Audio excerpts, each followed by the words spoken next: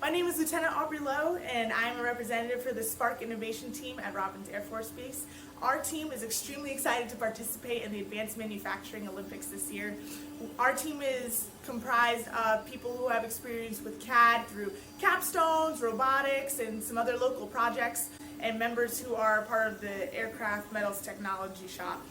We work here at the Innovation Hub to collaborate on conceptual designs to include implementing 3D virtual reality environments into training and creating other solutions through innovation. So our team believes that we should be chosen to participate in this challenge given our unique background to rapidly develop 3D printed solutions. For example, recently with COVID-19 mitigations, we've developed hands-free door adapters, as you can see here.